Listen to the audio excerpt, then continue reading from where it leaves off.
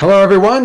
Today we have the big 3.0 FAQ. So Jeremy and I decided that we were going to have a little bit of a reaction to it. Of course, if you are in any, group chat, if you've been on Twitter, been in any of the Discords for any of the more common AOS ones, you have probably been in an argument or seen an argument about these FAQs. So we're just going to take a look, give our take, and we have a lot to get through. So we'll start from the top, from the Warhammer community page. The very first one was the Soulblight Gravelords FAQ, which was pretty light, but it was also the only English one that we had leaked at least a day or two in advance. Really, it's just the only changes they made were the Dead Walker's Newly Dead just kind of confirms, which it did already, that, zombies can go above starting unit size. And the fact that, they basically clarified Morbeg's Claw, but then they actually added the mortal wound mechanic to vial transference. So, if you're within 3 inches of an enemy caster and you're a vampire lord on zombie dragon and you're stuck in combat with a mega gargant, and you've taken a few wounds and you get it off, then you roll 35 dice, and on a 6 you get a mortal, or you do a mortal wound to your opponent and also potentially heal a wound for yourself. Jeremy, what are your thoughts on this one, on the FAQ for Soulblight? The only thing that mattered was the vial transference change, really, honestly, because it was already kind of hard to consider the Soulblight Gravelord, like Vampire Lord, to be any kind of, like, it's okay, but it's not like there's no spell in there. You're like, is it better than Flaming Death or Flaming Weapons? Flaming Weapons. Yeah, it's like, not really. like most of the end spells end up becoming like, is this better than Flaming Weapon? Well, arguable. So like anytime you pay, like if you're Virgos, it's great because if you have Belladonna, you're like, all right, what spells do I take on Belladonna? Okay, well, Vial Transference is not that bad. Or what was the one that's like Mortal Wound if you charge and a 4-up? Like if you pick up a unit and Soulbite. So like now you have like option of 2 spells. So like not that bad. So, true. I mean, Spirit Gale's pretty good too, but it requires debuffs. But yeah, no, I definitely agree. Spirit Gale is so hard to like consistently use in an effective manner. Because isn't Spirit Gale like it just do Mortal Wound and also -1 to hit? No, it's 2d6 against opponent's bravery, and then it's that many mortal wounds that they suffer. Yeah, it's so hard to use effectively. It's hard. It's hard. It's hard. Yeah. Like, or you could just have Mystic Shield, Arcane Bolt, or Metamorphosis, which are vastly superior than that spell alone. Yes, or again, Flaming Weapons. Yeah. Or Flaming Weapons. Or fucking Flaming Weapons. Oh boy. But I mean, like, that's pretty simple. I mean, they did what they needed to do to fix vial transference. It actually becomes a contender on the spells that you want to try to choose now. What about the second? I mean, the next one down the list, is Beasts of Chaos. What were some of your thoughts on their FAQ?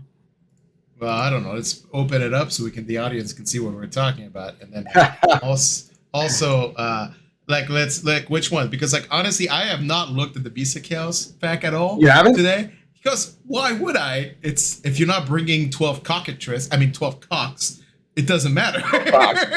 Yeah, nice. The nice cock list. Yeah. I gotta. Oh yeah.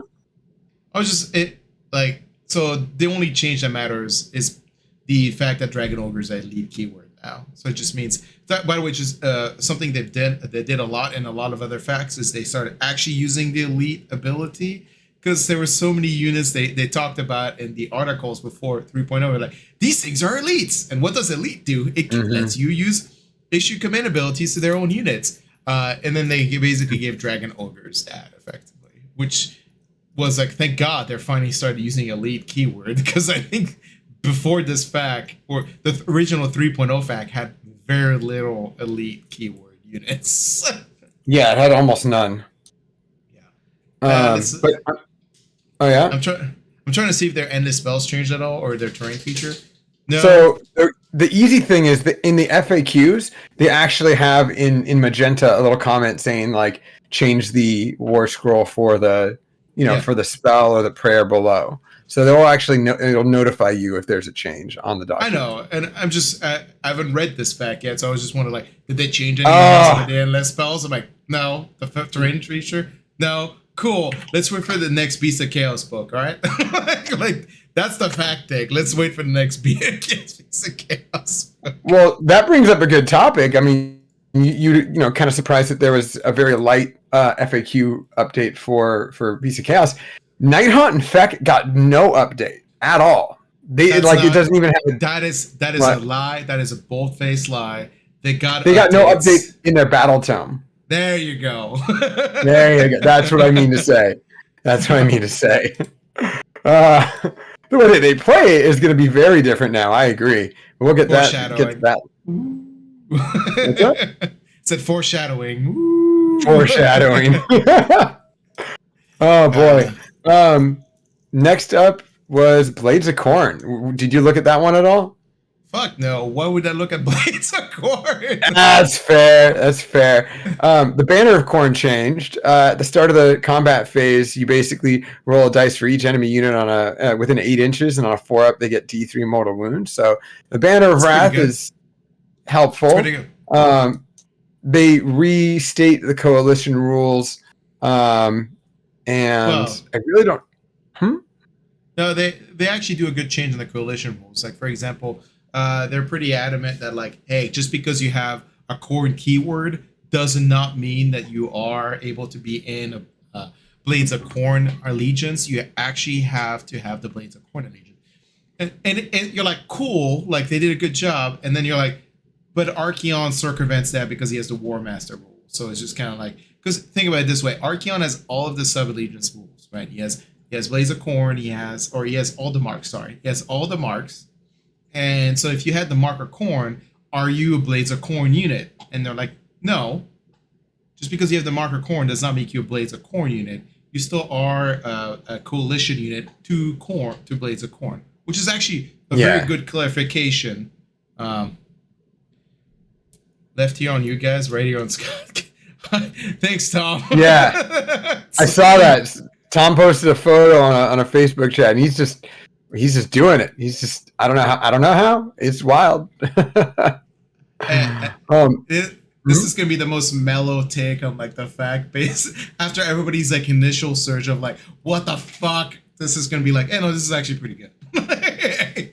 Yeah, right. It's gonna be a mellow take. So yeah, that is a really good change actually. Like from like fundamentally, structurally, like the fact that like coalition, like they introduce coalition units and then do a very good job at expanding what the hell that means, and they kind of let you like you have to figure out what a coalition means per your VAC, because some coalition says you can't have a general in your coalition, and some other coalition says no, you can have a general in your coalition. So, yes. So like they're kind of like build your own adventure kind of like setup effectively, and the fact that this is just one more step of saying, hey, no, like Corn units from Slaves of Darkness are not like, they're still coalition for Blades of Corn armies, which is, by the way, we're gonna same thing in Disciples of Gene, same thing in Hedonites of Slanesh, same thing in Maggot King and Nurgle. This is a rule change that applies to all of them effectively. You'll see and it also goes to another FAQ that's on the list as well. But I mean that'll be the next one that we go through. So they have a very similar but distinctly different coalition rule change for Cities of Sigmar. Yeah, I'm going through it because I haven't actually looked at the Corn fact. I'm checking if they changed the invocation or the terrain feature. No, they make any change to those. All right, cool, pretty consistent. Didn't look like it. Yeah. Well, the banner change is huge, right? Because like the banner changes used to be that like you used to ignore this banner of Corn and banner of Wrath are referring to the demon banners, and you used to be ignoring Battle Shock on a roll of 1 with like the respawning of models. No longer does it respawn models. Now it just does mortal wounds, which is like in like Blood Letters, that's kind of a nerf, but in like the Skull Crushers or Blood Crushers, that's pretty scary. It's not a nerf. It's just kind of like an upgrade in a sense. So because most of the time you're taking them in MSU, so they don't really care about the Battle Shock anyway. And now they just do more mortal wounds. Like I'm just like, you know, if that rule was around in 2.0 with like the charge, like, oh yeah, I can do like a bunch of mortal wounds every phase. Like that's amazing. Like so, like hey, it's good. And the fact that it's every enemy unit within 8 inches is also super brutal. It's not just one enemy unit, it's every enemy unit within 8 inches. That's very good. It's actually like surprisingly annoying. Oh yeah. So well, it's also kind of hinting and foreshadowing at something else here. Sounds like all the lesser demon banners are no longer going to be, ones ignore battle shock and bring D6 models back on any of them. Right. It's. Are we doing another foreshadowing? Yes, Yeah. Absolutely. So, would you like to move on to the next fact? Is that what I understand from this conversation? Yeah, I mean, like you talked about coalition for of course the demon armies, and yeah, they are almost all exactly the same, or I believe that they are identical in their verbiage between Slaanesh and Tzeentch and Nurgle and of course Blades. But for Cities of Sigmar, they mention very similar verbiage about how coalition units don't count towards the number of battle line, the maximum number of leader behemoth artillery units in your army. They also mentioned that coalition units can't be generals, but they do say that the one exception is Aventus Firestrike. If he's in a Hammerhall army, and that's a little bit of an interesting take there. Not interesting. It's just it sticks to fluff. He is the leader of the forces. Yeah, he is the leader of the armed forces of Hammerhall. They're just basically enforcing that. He's not that good of a model, so I don't think you're not gonna see him. Knock on wood. Maybe the new book, the new Stormcast book, will give him some cool upgrades. But like right now, he's not worth taking most of the time. So good point. Let's talk about Hallowheart. Hallowheart got a huge upgrade this edition. They got a big boon, yeah. They can attempt to, the Whitefire Court rule has been changed. It's been changed now to Hallowheart wizards can attempt to cast one extra spell in their hero phase, and in addition to that, they know 2 spells from the lore of Whitefire, which is just one of 3 spells, right? No, it's 6 spells for Whitefire. It is 6 spells for Whitefire. I believe it is 6 spells for Whitefire. Okay. I mean, it's good. Like it's what Hallowheart used to do, right? They just basically said like they wanted to just like, okay, transition to 3.0. We're gonna keep that mechanism from 2.0 going forward. I mean, it's fine. Like it's cool. There's nothing like, unless you're gonna take nothing but like the Wild Beast collegiate wizards, which are natively +1 to cast in Gur, I think is like their mechanic. And since like we're always playing in Gur, they always get +1 to cast. So all of a sudden, like all your wizards are +1 to cast, and on top they can cast 2 spells. Like, I mean, it's good. It's not like it's not like revolutionary, like in the sense, because one of the things about Hallowheart that was revolutionary was like, well, not revolutionary. That's a wrong term. I think it was impactful was the fact that like the endless spells always counted as like their souped up version in cities. That was pretty good. And that's gone. So it's like, okay, well, what's Hallowheart bringing? More spells. Cool. Is there like a huge like impact to the game for that? Not really. Like it's nice, but it's not as impactful as it was to like just throw like 6 endless souped up endless spells at somebody and just be like, I'm going to win through Mortal Wound generation, right? Like that was the thing. Like they're still good. Like don't get me wrong. They're not as like 2 point like their dynamism. Oh my god, that's not the right word. In 2.0 was around like that spell ownership, that spell domination, and now they're just kind of like, okay, we're there, we exist, and we have good spells. That's it.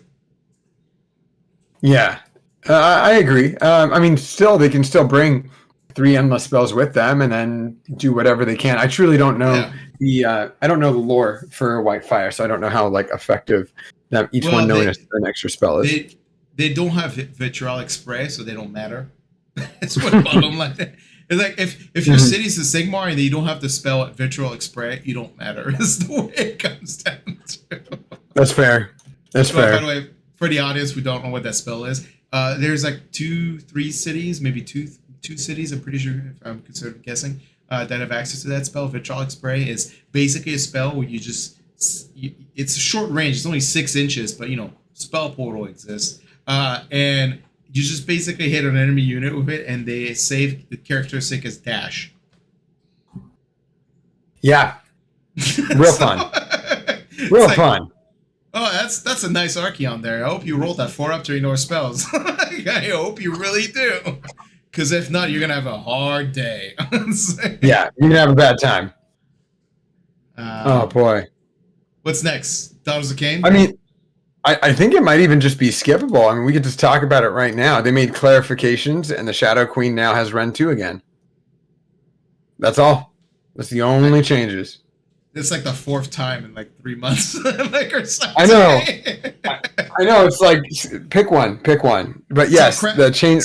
Morathi book drops. She's Ren 2, and then the fact drops. She's back to or the Daughters of Cain book drops, and she's Ren 1. And then the fact drops and she's Ren 2.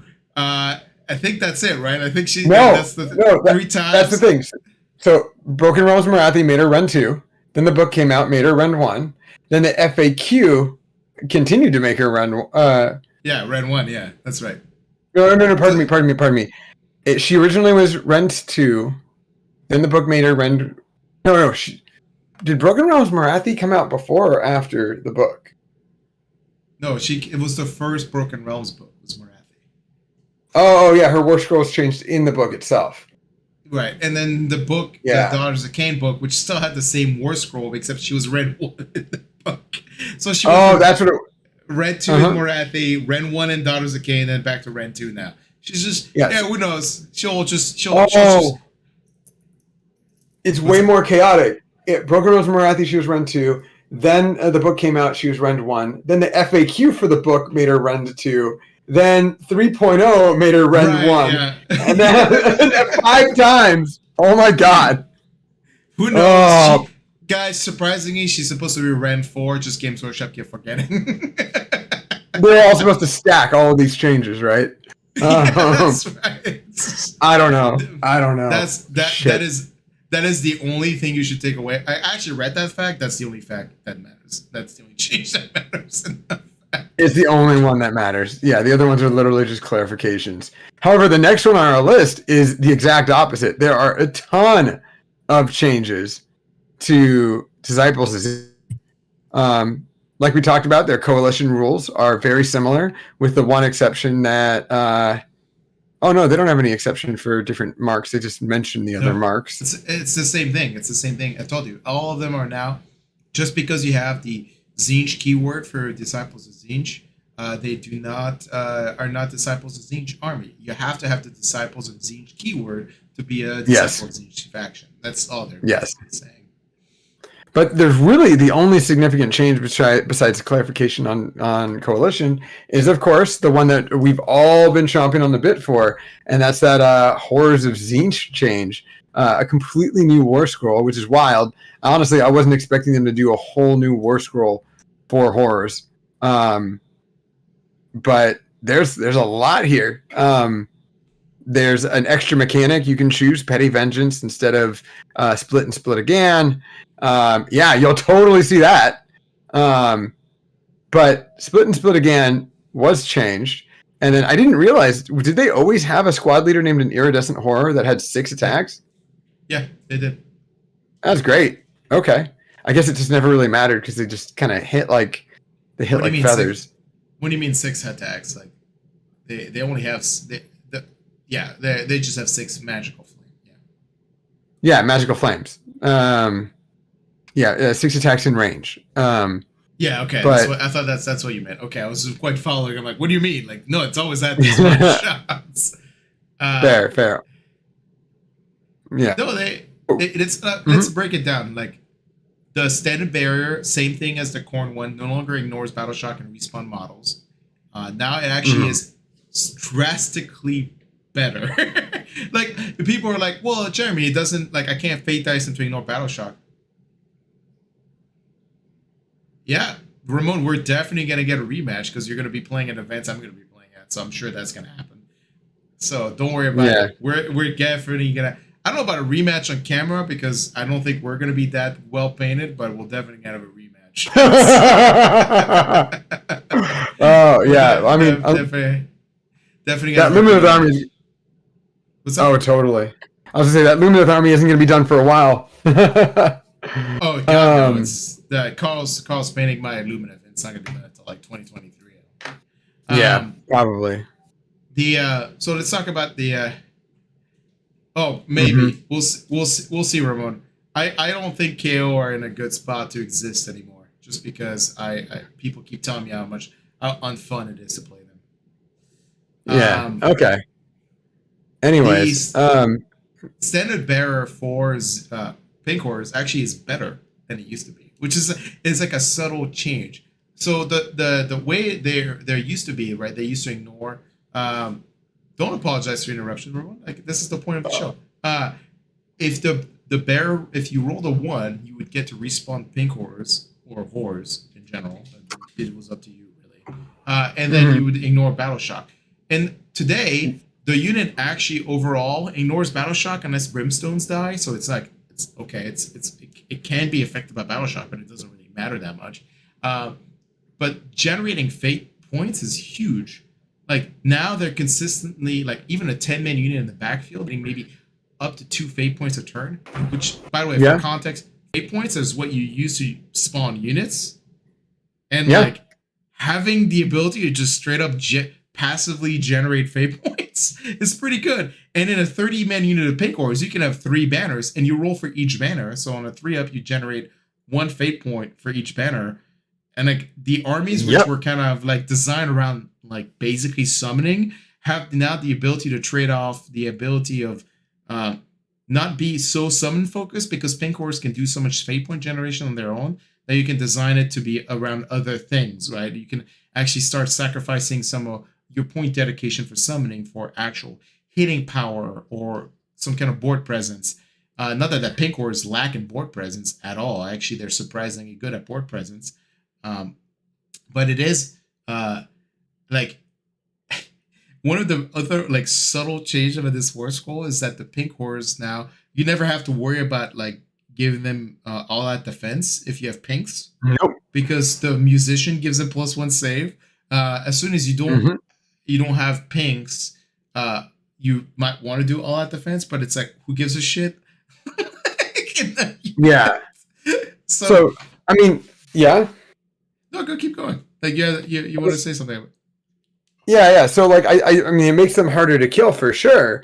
And the added addition to the fate points, in addition to the +1 armor save from the standard bear. But a lot of people were thinking, oh, how do I nuke a block of pinks? Oh, I can do a lot of combat with them. Oh, I can make them battle shock away.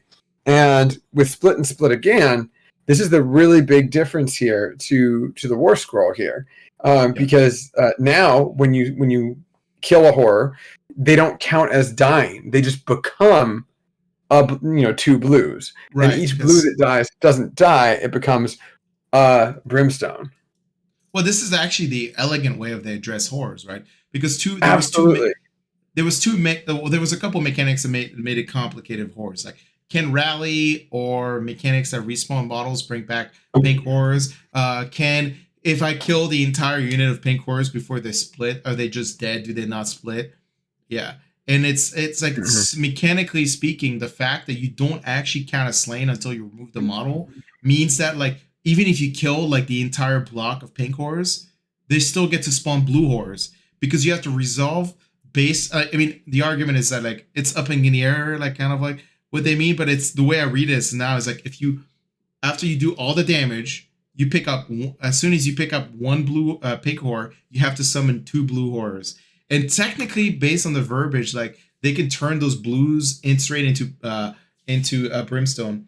Uh, yeah, that's right, Tom. If they only turn into blue if they die from a Uno Mono, and anything that auto slays the model just removes a pink. But yeah, that's true. Like that is also a big change. I was going to go into the fact that like if you lose models in battle shock, if it's just straight slain, they don't get to generate models. But I think the biggest change is the fact that like a lot of tournaments were ruling. Some tournaments were ruling that like if you killed the entire pinks before in one activation, they wouldn't get to split. And this sequence of events, like the way the rules is written, it pretty clearly indicates that if you do kill, let's say a 30-man pink you block, as soon as you remove a pink horror, it's not actually slain. It just splits into 2. So then the Exactly. The wound pool just you get to allocate the wound pool into the what it splits into. Actually makes those infantry units fairly annoying to remove, right? Because the way a wound allocation process goes is like, okay, so that pink turns into 2 blues. I still have wounds to allocate. I can allocate them directly to the blues immediately because they're not slain. The way the sequential happens, and people are arguing online like, well, you don't get to allocate more wounds until a model is slain. Well, that's the point. You don't get to you can keep allocating the wound until something is slain. So technically, if you do 5 wounds, you've killed the pink horror, the 2 blues, the 2 brimstones, and then you move on to the next pink horror, right? Like it's Exactly. kind of it kind of triggers, and at least the way I read it, it triggers in that sense. And they really fixed it. And they really fixed just, they have that extra part about adding or removing the models, and they further specify exactly what you just mentioned, Jeremy. But then they also talk about, of course, how you're supposed to place the models and how you can go above your max unit size, which was a whole nother question that a conundrum that had come up with the horrors. And the fact that you can never bring models back to it, whether it's from Fold Reality, whether it's from Rally, whether it's from the Emerald Life Swarm, that's just... You can bring back brims when you're back down to just brims, but you can't bring a pink horror or a blue horror or something like that. So it's just like they did it such a good job on like you said, it was an elegant way of addressing it. I love it. I think this war scroll change was actually very well executed, like for horrors. Absolutely. I think everybody I think a lot of Zinch players were like really downtrodden about horrors, but like this change alone like makes like I don't know, for me it just makes horrors like that much significantly more durable. Like the thing is like you have to, the way I read this, if you have 30 horrors, that last horror you have to go through all of the blues and all the brimstones before you. The way I read it is before you have to get to that last horror, which means if that last horror is your musician, the entire unit is +1 save. Yep. So like, that's a nightmare. This is a very this is a very annoying, like if you have 30 blocks of pinks, you're like, this is like the most annoying unit in the game to remove. Just straight up.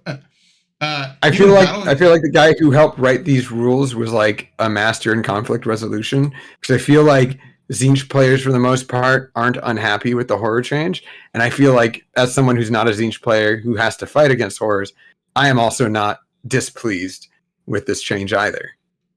So one of the big, like, we didn't talk about this, we didn't cover this, but one of the big changes is the pink horrors lost their spells. They're no longer wizards. They did, didn't they? Yeah, so they don't get to give themselves +1 hit and shoot. So I mean, it's not something that matters because you can always do all-out attack on them, so they get +1 hit anyway in shooting. That's fair. So it's not like a huge like change in that regard. But it is kind of like they're no longer wizards, so they don't generate fate points by casting. But like a 30-man block usually generates at least 2 fate points a turn, which is better than they used to generate, which is 1. So, no, they're like, this is a really good change. I really like this change. Well, there's a scenario where you can't please all the people all the time. I mean, we know some Zinch players where I saw their first reaction to the new horror war scroll, and it was, oh, great, 1s on fate dice don't matter anymore. Yeah, it still matters on other units. Like, if you only bring horrors, you're right. Actually, that's not true. You can make it a 1, so that way you take less casualty. Like there's still that. Yeah. Pink horrors summon. They air and they never were able to summon. It's a meta joke. It's an old 40k like shit talk meta joke. Yeah, you used to like inundate Brant with like questions like, "Hey man, can pink horror summon?" Like in 7th edition. I got it, because I was saying ages. Yeah. Good one, Aaron. That's classic. That's vintage. That's great. None of the end of spells changed. So really, the fact is just basically addressing horrors, which is like the biggest criminal like change, right? That was unclear for 2.0 and 3.0. It's like, how the fuck does this unit work in 3.0? And they did a very good job at like basically making it like, hey, this is still a relevant unit in many ways. The changes for rules are very, like, I would honestly say, balanced. I'm very looking. Yeah. I'm No, mhm. Tom, you cannot bring back pinks because they were never slain. Rally only brings back slain models, and only Yeah, brimstones can be slain in pink horrors. yeah. You Remember, can, the brimstone that you have left is not a dead pink and two dead blues. The one blue doesn't die; it becomes a brimstone. yeah. So like the answer to that question is, and you can point. Tom might find the rule that says we're both wrong, but like based on this, like you can never rally pinks. You can, you just it's just not a thing. And I think they even say, like didn't they like double down on this? No, actually, no, they didn't double down. You can definitely Emerald Light Swarm pinks, though. I think. Oh no, yeah, no, Can you can. Yeah, you can because it doesn't. Emerald Light Swarm doesn't bring back slain models, right? It just brings back models. It doesn't specify that it's a slain model. I think it just says model. fantastic question. It's almost like I got it right But here. look Let's it double up check. because I'm. But you can definitely not. If I remember correctly, you cannot rally and bring back pinks if you're below. So Tom, the requirement needs that if you have You a return the 30, number. sorry, Return the in number of the flame models. okay, so no, you can never return pinks with Yeah. Emerald Light Swarm. Hmm. Well, also Tom, based on my understanding of the rule too, and the way moon allocation sequencing works, you can never actually be in a position to bring anything back because you're um, always in a situation where you're either below starting unit strength, but none of the models you killed outside of brimstones were slain. So you can always only ever bring back brimstones if you do rally, which is not a bad Yeah. option. Like if you need that point back, like bringing back brimstone is pretty good, especially if their secret agenda counts as two models and objective. Like that's still pretty good. Plus, if we're gonna be really technical, does that mean that in order to get a pink back from Rally, you would have to kill two brims because those two brims came from two blues. Those two blues Well, it from doesn't one matter. pink. Like I know it doesn't matter. Rally only brings back slain models, and blues and pinks never count as slain. I know. I'm just saying logically, bringing back a pink from Rally doesn't fit how split works. Um, but no, I do. I agree. Overall fair and balanced. Zinch, right? Fair and balanced. uh, Fair and balanced is to take like was this the Fox News of AOS? yeah. Hey man. They report. We decide. I mean that's fine. Like that's a pretty good accurate representation. I'm just gonna look. What about? I'm just gonna look up. Hold up. I'm gonna look up rally because I want to make sure like Tom is not like catching me on something. I'm pretty sure. Well, while Yeah, you it do says that, oh, yeah? you. So it just says for each 6 you can return one slain model. So you can never return pinks or blues because rally Because the pink was never slain, only the brim was. right or the blue was never slain. Only the brim one. The blue was never slain either. Interesting. Yeah, I like that.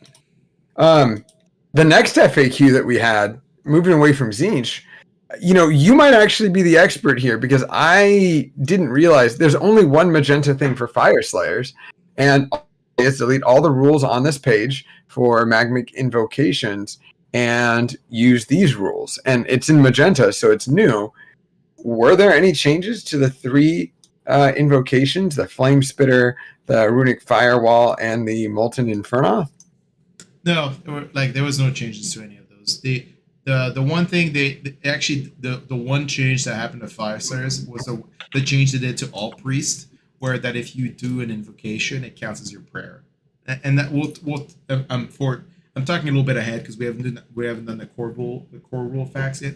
But one of the changes that all priests now is that like when you do an invocation, it counts as your prayer, which is actually a pretty significant change because it means now most priests are almost never, or most armies are never going to buy invocations because the fact is like trading a prayer for an invocation is rarely beneficial.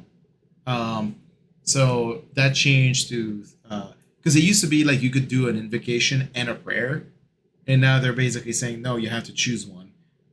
So that has a bit of what's the word I'm looking for? Like enough of an impact where like you're probably not going to see many invocation unless you're basically playing corn because the Hex Scourger skulls are like amazing in specific matchups. Yeah, it is. So That's it for Nice Fire move. Slayers. I mean, there's really nothing to talk about Fire Slayers. They didn't really address them at all. Well, going with another one that's pretty simple, then going down this same kind of order here would be Gloomspite Gets. The only change that they had, just fast and easy here, is the Squig Hopper's boing boing boing rule. After instead they do the mortal wounds not on a normal move, but on a normal move, a run, or a retreat. So they can actually retreat out of combat, fly over things, and then do the mortal wounds now. Before they could only do it, I believe, on a normal move, right? Yeah, but that's a change in 2.0 to 3.0. In 2.0, you could declare a retreat, or you could do a retreat and still be considered a normal move. It was just a normal move where you started within 3 inches of an enemy unit and ended more than 3 inches of an enemy unit. But in 3.0, they changed it to you have to declare the move you're doing when you move the unit, and you have 3 options. It can either be a normal move, it can be assuming you're not within 3 inches of an enemy unit, it can be a run move, assuming you're not within 3 inches of an enemy unit, in which you roll an extra d6 for movement, or it could be a retreat move, which is just if you start a move within 3 inches of an enemy unit, it's considered a retreat move. And the the Squid Hopper boing boing boing rules was that it could only trigger all normal moves, which meant that like if you retreated, ran, or whatever, you could not trigger the mortal wound generation, which honestly was already a mediocre unit to start with. And then you just basically limited them to the 3d6 movement to trigger mortal wounds, made them even less interesting to take at any point in the game. Like, what's the odds of you playing against a Squid player at a tournament? Like right now, almost zero, because Squids or just Gits in general they came out underpowered, and then every other book just became more powerful after them. And then it was like, no shit, guys. Like, this book is super not used because you released an underpowered book and in addition that Daughters of Cain existed. Like 1.0 Daughters of Cain existed. And you're like, why did, like, if Games Workshop was ever asking themselves a question, was like, what the fuck does nobody play Gits? I'm like, because you released this book in 1.0 Daughters of Cain. It's a beer and pretzels army severely right now.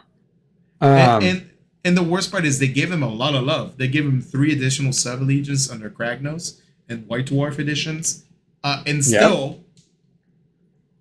do you see any Trog herd? Do you see any Spider Fang? Do you see any Squig herd? Like, no.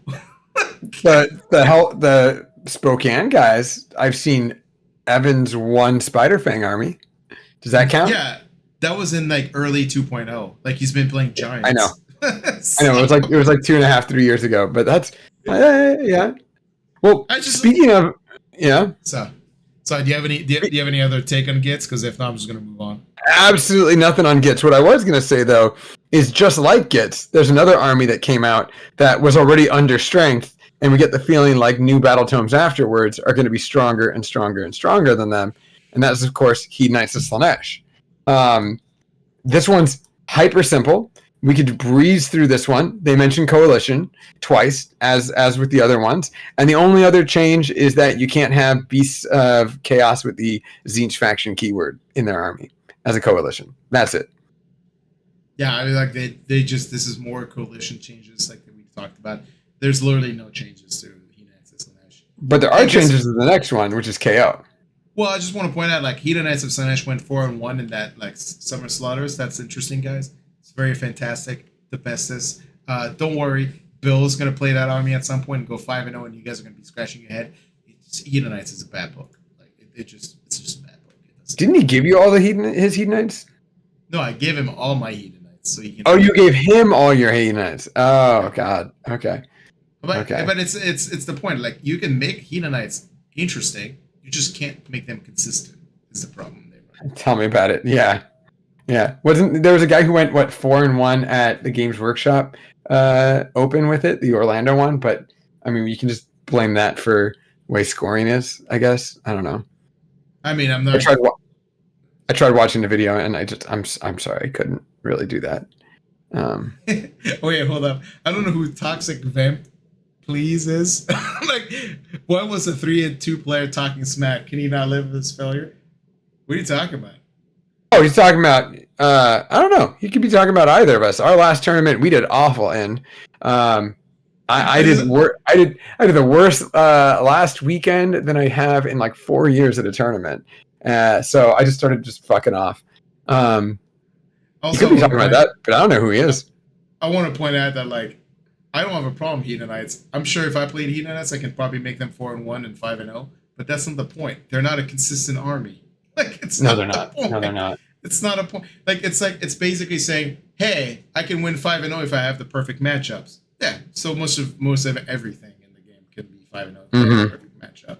It comes down to that, and Hedonites suffers from that syndrome drastically. Tom is pointing at Texas meta too strong. What the fuck is a Texas meta? Like I'm still we've talked about the Texas meta a ton of times, even back in the Wild World of Wargaming days. And every time we talk about it, I'm pretty sure I'm always kind of like, what the fuck is a Texas meta?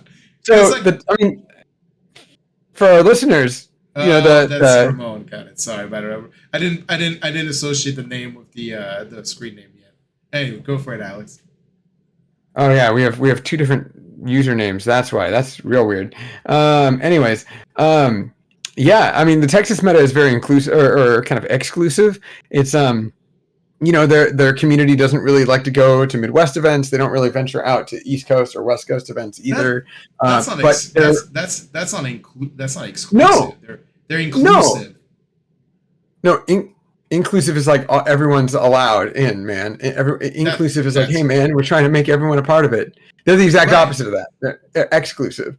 Yeah. No, they're not. They're not shooing anyone away. They're just not. They're not shooing anyone away. But they are insulated. They don't venture forth. They stay within their boundaries and they play they have like their own separate league, but they all play against each other. And I think that they create their own meta, or obviously they create their own meta, and they create this like strength of certain lists that do well against other armies. And of course, they're probably going to fight against meta lists here and there. But I think the thing that makes the Texas meta intimidating to some people is the fact that you might see some wonky lists from players who know the game.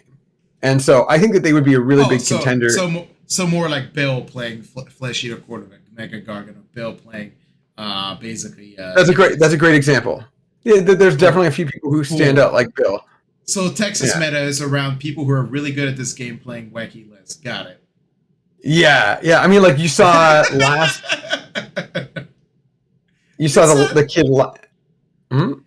That's not a meta. That's like an admission of like the people who are good at the game. Like that's not a meta. Oh, the 4-1 Sludge player was a Texas guy. Interesting. Yeah, I mean, like I actually don't. Yeah. Well, I was gonna say like there's nothing wrong with like I'm pretty sure his list was mostly around Bliss Bard Seekers. If you play Slash for summoning, it's actually not a bad army. Like it's just it has very bad matchups. Like there are some matchups where it just does not do good in. Like and watching his video, like I'm sure he comes off as a very competent and a very good player. But also the matchups were very advantageous. If he had gone up against any hard counter, he would have had a very, very uphill game. I think at least one of his games was a hard counter game. But the story of armies like that matters is can you beat the gatekeepers? Can you beat giants? Can you beat the gatekeepers? No, it's true. It's like, can you beat the gatekeepers? I know it's a kind of like a funny run of words, but that's really what it comes down to. Can you beat giants? Can you beat Archeon?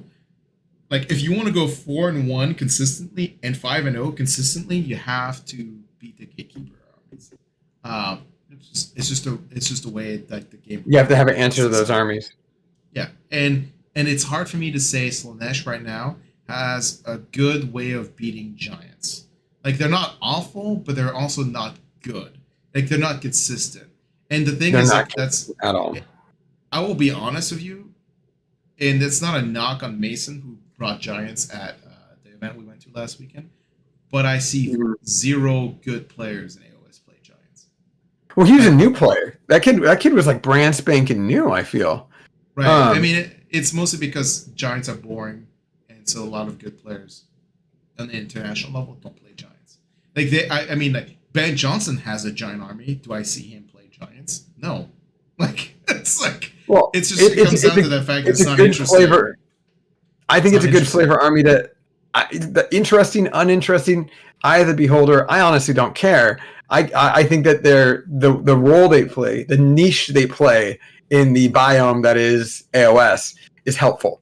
Like you said, as in the form of a gatekeeper army. And they're simple for people to use, so you can see a lot of people run them. The only, not to use the term gatekeeper too much, but the only thing that actually honestly is the block is like the price for some people. That's why the guy, local 40K player Colby up here, he went to an RTT in Hoquiam, and I don't think he played Jack, but he beat Matthew K, who won the Blue Skies Open in the final round. And those 3 games of AOS, that RTT, were his first 3 games of Age of Sigmar. So it was like, fuck. Yeah, I mean, it's the Giants fit a niche, like 40K speak. They're like 5th edition Tau or 6th edition Knights, right? Like that's a good example. They play very much that gatekeeper. Like, they're good, but they're not like consistently good. But they do beat armies which are like also kind of like Slaanesh, which is like they're not consistently good, but they can kind of just win. Like, they can just bully their way to a victory, which is funny because Mightier is right here. So yeah.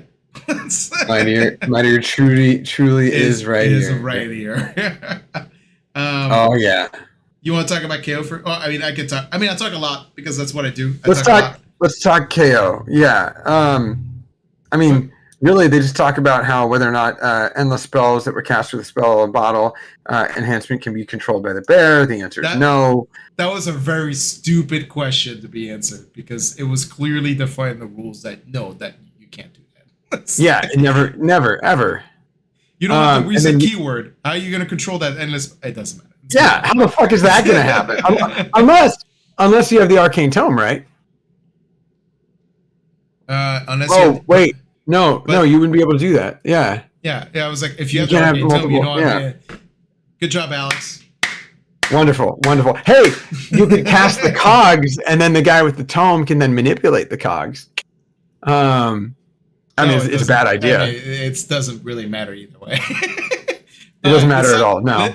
Let's talk about the changes that matter, because yes, this is something that I've been harping on for like a while now for KO changes. Can you use a fly high ability if you disengage? Which was actually the 3rd question down. I think if a unit of the flying transport in a battle. No. If I use a fly high ability to disengage with a unit, can that unit still shoot or charge later in the same turn? And they say you cannot charge, but you can still shoot. This is the reason why at Old Town Throwdown I brought my homebrew Skyport for that one article that lets me basically once per game have a unit be able to retreat, run, shoot, and charge. Because I was that rule was like so kind of like on the fence for me from 2.0 to 3.0.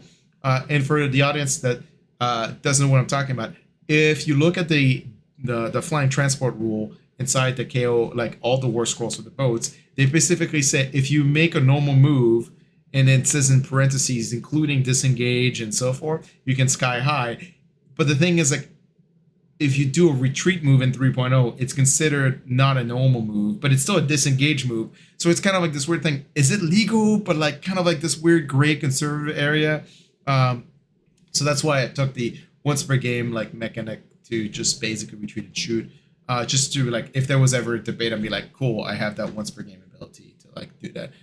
Not because like there was maybe in my game against Toxic Vamp Z, like there was one time where a frigate basically like sky high out of combat, and there was I think that was it. I think that was the only game where that happened, where that really ended up mattering. But the most point is like it's like supported by the rule, but it's so unclear that like if somebody has like a one to pick, like I mean like it's cool. Like I have a backup plan. Like I have this once per game rule. But now they're basically doubled down and said like, yeah, no, you can definitely do that. Thanks Enox for following. I wish I need to set up Twitch notes, but it's on Restream. It's hard to get since we're streaming on Facebook, YouTube, and Twitch at the same time. We don't really have a good way of getting notifications from all three. No, that's why I have everything up at the same fucking time. That's why I'm able to see. I'm able to see that Kill Me Smalls and Toxic Vamp are the same person, but one was created in February, the other one was created 14 minutes ago. Okay, that was I was like, is that the same person? I was like, this is weird, but okay, whatever. Anyways, thanks for following, by the way, Eons. Yeah, smash that fucking subscribe button, Enox. Gotta hate that. That's a thing. Oh yeah, no, now you just do it for the meme. Anyway, so outside of that, the fly high. Thank you. I think that my wife would disagree with that assessment.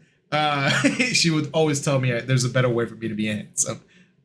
Let's see. I lied. Fuck you too. Oh, you're talking. Oh, thank you. That is a fair assessment. Now you're just being mean.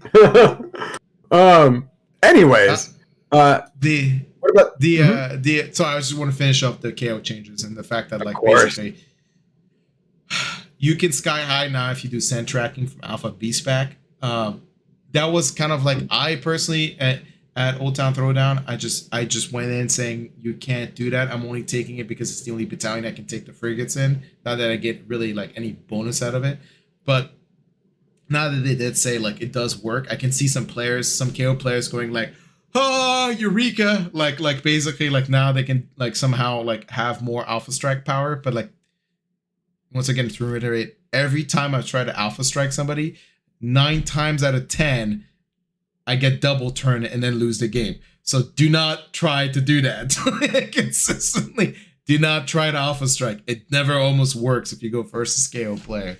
At least it's been my experience. It's don't fucking do it. You're gonna hate yourself every time you do it, and then you lose the game. You're gonna have a bad time. What the fuck? But anyway, it was a good change. It's a good clarification that was asked a lot. Can you sky high if you do sand tracking? And they're like, yeah, you can. That was it. That was basically all the real changes that mattered for KO.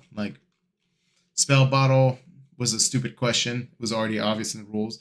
No offense to anybody who was asked that question, but it was kind of hey. It's clear as day. Well, that's another foreshadowing thing. When you go into the core rules, you realize that a lot of the things that they listed already in the FAQ as a magenta brand new thing was already established in the rules, and it was written very distinctly and did not need an FAQ or an errata, but it ended up having to be errata because too many people were asking the same damn question. Tom made me aware of that, and we're going to talk about of one of them, one of the worst cases of that, and we'll talk about that later in that portion of the FAQ. So is Eon X your brother? I think it's your brother. I don't think it is. I don't think It'd be funny if it was, though. Yeah, it would, but I think he's out and about. Anyways, for Maggotkin, which is next on the list here, theirs is incredibly simple. I don't think that it's just like some other battle towns, Feck and Nighthaunt, they massively saw a change in how they play, but not because of the battle tome FAQ. Cheers, Eon. I'm a SoCal person, not his brother. So I feel like there's 2 lies and a truth in that statement. No, it's definitely not him. My brother wouldn't go with a usual. He would put something with his name on it. But yeah, Nurgle, all it was coalition changes. So that's not actually true, right? Because there was I know this is something we'll talk about in the core rules, but there was a fundamental change how some triggers which affects Nurgle combos, and we'll get to it. We'll at least take a mental note. We'll revisit this when we do the core rules discussion, because there is a pin in it. A last gift and wither staff mechanism now that combos pretty well. Another real simple one is Ogre Maw Tribes, and it's literally just one change. Okay, again, they got a big change because of core rules also, something about mount traits, but theirs is pretty simple. The Relic of the Everwinter, the Rhyme Shroud, is just subtract 1 from hit rolls for attacks made by missile weapons that target the bear. I have no idea what it was previously. It doesn't matter. Okay. Check Facebook messaging, Alex. Check. Yeah, no. Check it. I got it. He doxed himself. He doxed himself. Yeah. Okay. So I'm surprised they released the Iron Jaws like worst fact with an update, but there's literally no magenta text. there's no magenta. Oh my fucking god! They're like, does that mean a? What was it? Halo goes, yeah. Does that mean there's a battle tome on the way? Yeah, Um, it's just all right. So let's go talk to OBR because that's the next one. that's the only one that that. matters. Well, that's that. Honestly, like that change alone warrants all the bad changes. Oh my god! And what we're talking about here is, if you play OBR, you were pretty upset when the 3.0 day one or day zero FAQ came out, because then your RDP, your relentless discipline points, were generated. Technically, you could generate more than you could generate previously, just because you generate RDP in the exact same way you did in the battle tome. But if you went first, you got an additional one. If you went second, you got 2 additional RDP. But the problem was you had to use them like regular command points. You were ending like every game or every turn with like 6, 7 relentless discipline points sometimes. Now you can use as many relentless discipline points as you want. You can double up on the same one, more than once per phase, but you are still restricted on only being able to have one unit give or receive a relentless discipline point a phase. Yeah, I mean the whole point was that like they went back to the 2.0, right? They went back to 2.0. You can use as many shield walls you want. You can use as many relentless assault as you want, or advanced relentless advance, sorry, as you want. So in terms of like that's a huge mechanical change for OBR. That was like kind of, it's not crippling, but it was kind of like, are you kidding me? Kind of a change. Like, why did you limit this army so much with that? And now they're fine. Like it's, don't get me wrong. Like right now with the core, like once again foreshadowing core rules fact because we haven't gone there. With the core rule facts, like more tech guards are some like the most durable battle line unit now because of how ward saves and shrug saves work. But That's right. There was another major change in the OBR fact. Alex, what was it? Which artifact? There was a major change. There was another major change to the OBR fact. What was it? Oh, Alex? There were several. No. I mean, Arkin. Yeah, there were multiple. Arkin the Black can't multiple Mystic Shield anymore. That's the only one that matters. No. There's more because, Immortus Guard, Necropolis Stalkers, and both Morghast units are all considered elite units now, which can be pretty helpful as you continue, with the game. It doesn't, because they all have the Hekatos keyword, so I don't know why they added that. Because Hekatos keyword meant that they themselves could then issue themselves RDP because they had the Hekatos keyword, but they couldn't dish out Hekatos. They couldn't dish out command abilities to other units. They still can't. That's not what the elite keyword does. That's exactly what the elite keyword does. No, read it. Models in this unit can issue commands to their own unit. Oh my god. Then yeah, it doesn't fucking matter. That's fucking hilarious. Matter. Wow, never mind. I'm full of shit. That absolutely does not matter whatsoever. And on top of that too, like I'm liking now that I can actually have the I'm not going to be building OBR lists for a while, but like now it's like, oh, I have the opportunity to do one if I need to. So good change. I was expecting Arkin to lose multiple Mystic Shields, so I'm not shocked by that. I mean, which is okay. With the Petrifex change, it's fine. Well, the only problem with Petrifex, I don't think is going to be a realistic option either because of the change, because of kind of the 3.0 balanced RDP, where you can't shield wall and bludgeon at the same time. Okay, like that's not a problem. And not a problem. You just kind of have to pick and choose which one you want: rerolling saves or +1 rend. You're not getting both. That's the same for heavy army, Alex. You don't Fair. get to. Yeah, it's not a problem. And actually, fair. Just the fact that they changed this makes like OBR an interesting. Like, I would want to play Petrifex Elite with even Archon, just even though he doesn't have the basic shield stacking mechanism. Like, it's still a very good like combination. Like, it's still a good combo. Yeah, it's just they're like more text now. I mean, assuming that the ward save and the shrug save sticks around based on what they did in the core rules, are incredibly annoying unit to remove. But that was it for OBR. So let's talk about Seraphon. Oh yeah. Well, the first one was one that is really funny. I was playing a real nice guy at Blue Sky Open. I played a Seraphon guy. Actually, I think we both played him. And I was trying to explain to him that he didn't get scaly skin. I mean, mortal wounds worked against scaly skin for now. And he was like, I'm not going to play it that way. And I was like, each time I was like, you can, because technically it doesn't say that right now. He's like, no, that doesn't, like, I'm not doing that, which good on him, because Coalesce battle trait scaly skin does not apply to mortal wounds any longer. So that's good. Did you see the difference between the scent of weakness? Yeah. Yeah. So this one is, I mean, it's different. It's different, but it's not really different, but it's cool. Yeah. And then Drain Magic was basically simplified. Now it's just instead of taking control of an endless spell, you dispel the endless spell within 24 inches. So all endless spells within 24 inches. All endless spells. That is fantastic. I mean, it includes yours as well, which is it says the caster 24 inches of the caster and that are not that says that are not bonded are dispelled, which don't exist anymore. So it's all endless spells with 24 inches. Yeah, that's a good point. Okay. I don't understand why they had the not bonded. That's not a mechanism. Who fucking knows? There's that one endless spell that they have where you can make an endless spell your own and it becomes bonded or something. It's they have one spell. I think it's under the Skink lore. Yep. They have Yep. So cool. It works for that one. There you go. That 1/1. And then of course the Engine of the Gods now is a priest. Shocker. Okay.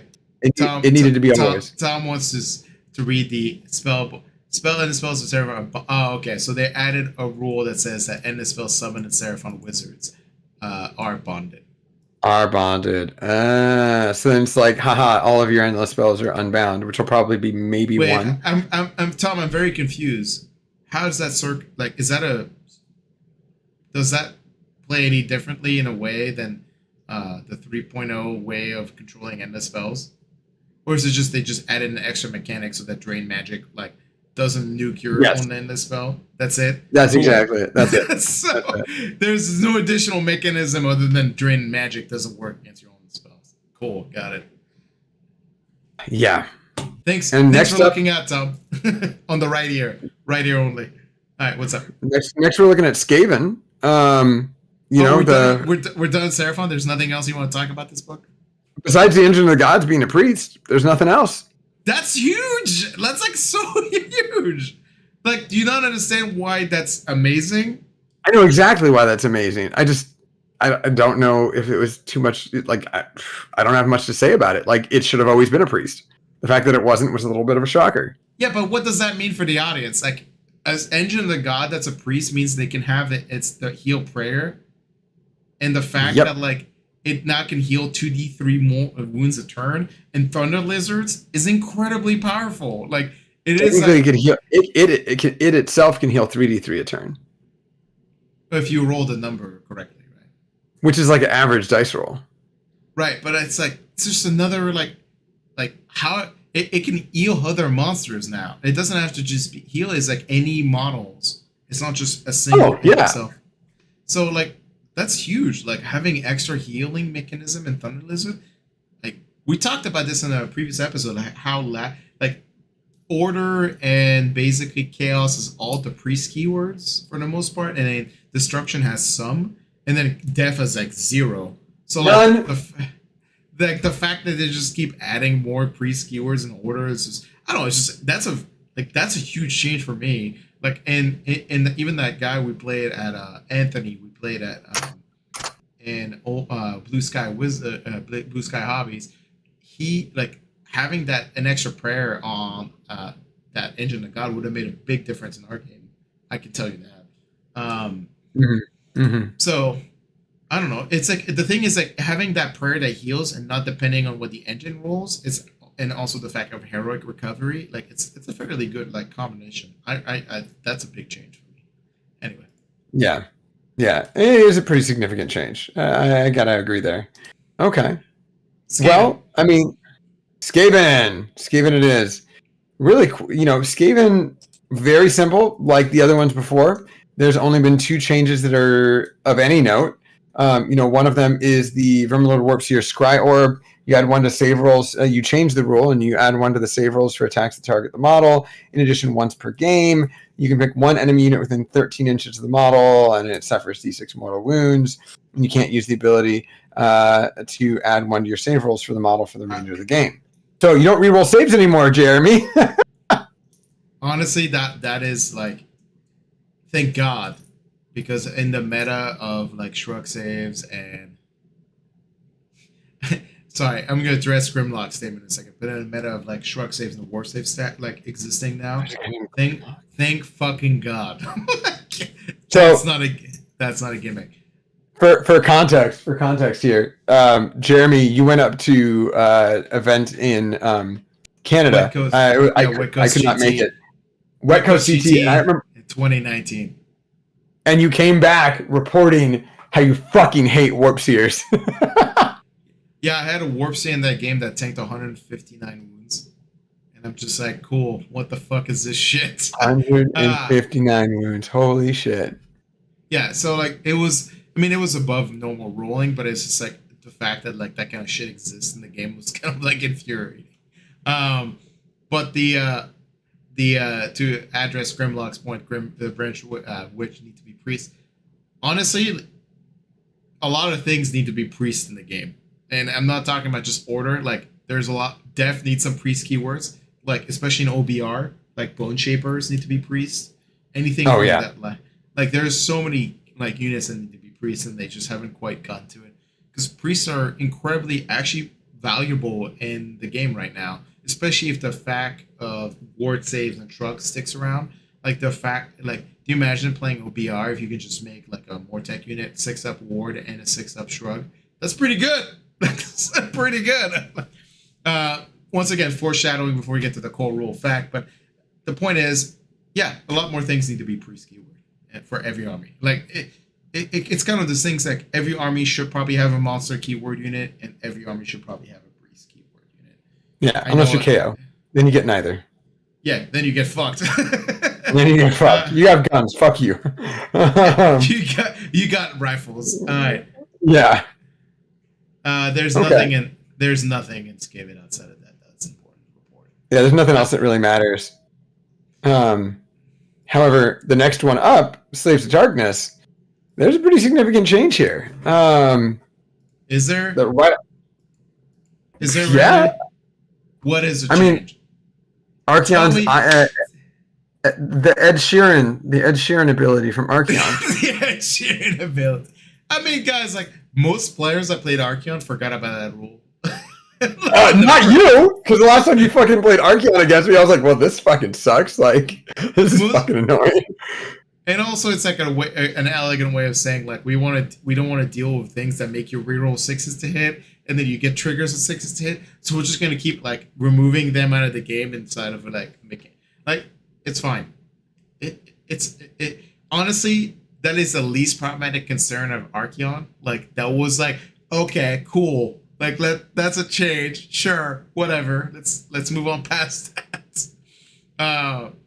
It's just it's really not that interesting. Like, they didn't address any of the things Archeon was known for being seen on in 3.0, so it was kind of like, sure. Like, it honestly comes out to be probably fundamentally easier for people to remember to use, and thus will be used more often. So in a sense, will be more mechanically like strong because they'll remember that. The one change they did in Slaves of Darkness that mattered was that they gave Vanguard unit the elite keyword.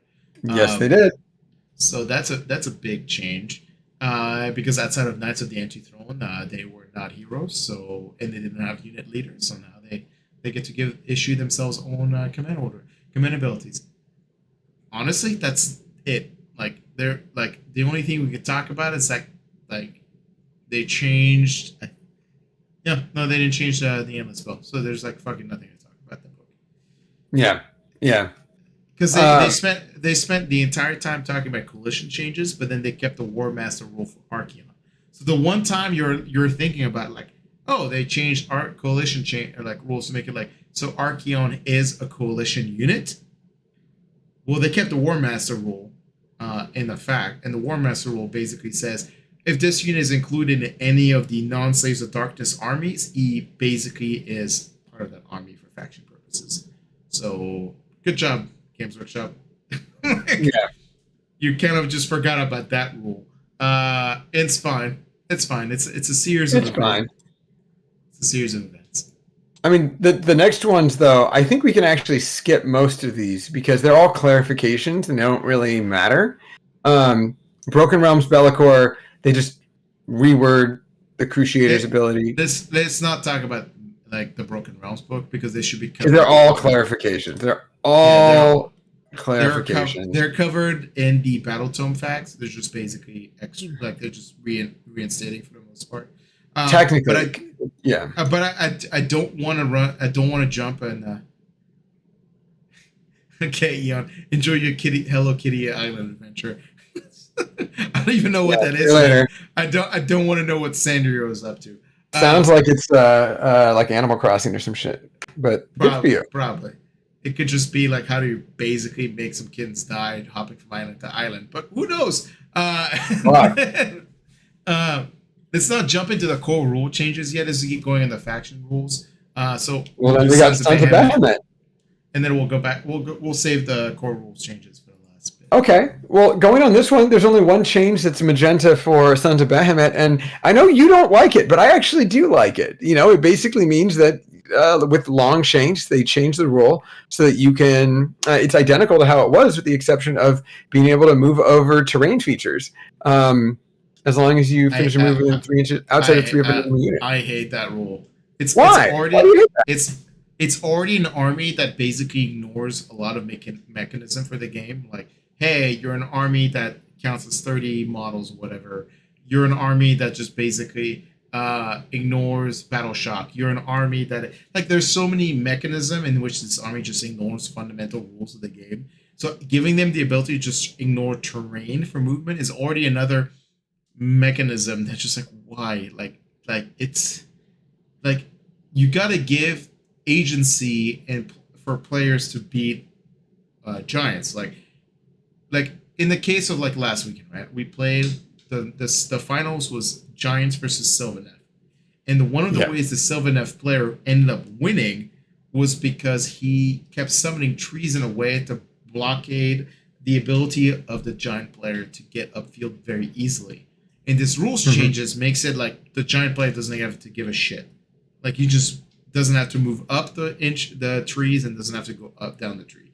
And I get why from a fluff perspective that makes sense, but it just robs that player of the agency on how like this is the problem. Like if you want to make giants easy to play, fine, but don't rob agency of other players. Like if I wanted to use a big terrain piece as a way to like make my giant player opponent like have to like actually think about his maneuvers, and you just basically release this fraction. It's just like, oh, maneuver, what's that? It doesn't matter. Like, cool. Like, it's like what? Like why would you write rules like this where like you remove all the agency of counterplay away from an arm, like from your like it's not like it benefits giants, but it makes it worse for everybody else to have a decision making process. So now giants are all about like, cool, I'm gonna send in the objective and you have to kill me off it. And it's like this is once again why like some of the top players in the country, in the world, don't play giants. It's a very boring army to play, and it's not fun.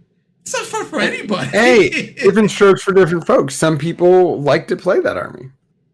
I get it. It's the same people that like to play Imperial Knights in 40k, and then they realize they actually have to learn how to play the game at some point.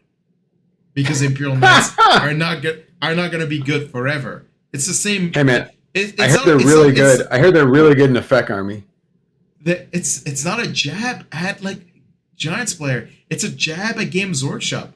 Like it's just literally consistently you keep making these types of armies where you're trying to say this is a good introductionary, expensive but introductionary army to a game.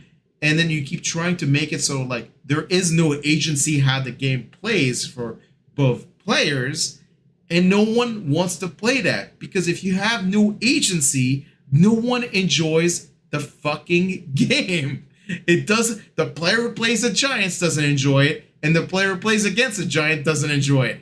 Once I again, feel like this is your TED talk about giants. no, it's a TED talk about rules design. Don't make armies that remove agency out of the game is all I'm asking. Because it's not fun for the player who plays, and it's not fun for the player who has to play against it. And the Bill Souza joined the Discord, joined the channel to tell us this suck and flesh eater court. It's okay, Bill. Don't worry. I told everybody you're gonna get 5-0 of Slanesh, so we'll fucking flip it. He spoke on your behalf, Bill, and he said undeniably that you were going to go 5-0 with pure Slanesh. So he put that on you. Don't worry. We'll flip it. No, we'll so once again, I just don't like. It's the same reason why I quit 40k over. It's like once you start making terrain not matter, it makes it bad for the game. Like it just terrain is once it becomes irrelevant to the game, it's not a fun game for anybody. There's no. Well, moving on from giants, their Stormcast one is super easy. All it is all about Yndras's Prime Huntress ability, and what do you do with that in simultaneous effects from its target unit, like the Spirit of the Mountain. And all it says is that because it counts as a simultaneous effect, the player whose turn it is gets to choose the order in which something happens, or gets to choose the ability that happens, rather. So if it's the Stormcast player's turn, they're going to be able to use the Prime Huntress. And if it's the Lumineth player's turn, then the Spirit of the Mountain Stone Mage Symbiosis ability is put into effect. That is such a bad ruling. Because actually, in terms of like how they should have explained that ruling, was not in this example. Would have been for what if you spent a command ability to make a monster top bracket at the start of the phase? Great question. Great question. That's how they should have addressed it, right? Like,